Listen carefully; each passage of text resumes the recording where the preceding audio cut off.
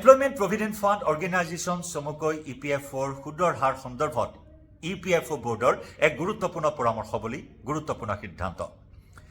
EPFOৰ সুদৰ হাৰ পূৰ্বৰ 8.25% বাহাল ৰখাৰ সিদ্ধান্ত বা পৰামৰ্শ আগবঢ়াইছে 2025 বিত্তীয় বৰ্ষত। হয়, উল্লেখযোগ্য যে লোকসভা নিৰ্বাচনৰ পূৰ্বে যোৱা বছৰ EPFO বোৰ্ডে EPFOৰ সুদৰ হাৰ 3 বছৰৰ ভিতৰত সৰ্বোচ্চ পৰ্যায়লৈ বৃদ্ধি কৰা পৰিলক্ষিত হৈছিল।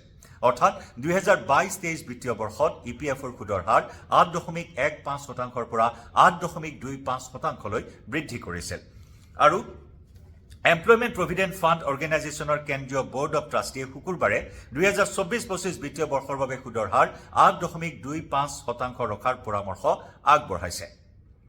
উল্লেখযোগ্য যে একে সময়তে ৰিজাৰ্ভ বেংকে যোৱা 7 ফেব্ৰুৱাৰী 2 বছৰৰ বাবে ৰেপো ৰেট 6.5% হ্ৰাস কৰাৰ পিছত 6.25%লৈ হ্ৰাস কৰাৰ পিছত EPFOৰ সুদৰ হাৰ পূৰ্বৰ দৰে বাহাল ৰখাৰ পৰামৰ্শ আগবঢ়োৱা হৈছে।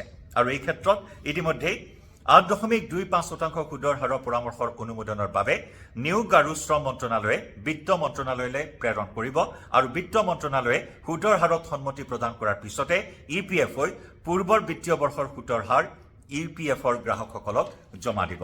উল্লেখযোগ্য যে বৰ্তমান 30 কোটিতকৈও অধিক আছে গ্ৰাহক EPFOত আৰু ইয়াৰে 7.4 কোটি হৈছে সক্ৰিয় আবেদনকাৰী গ্ৰাহক।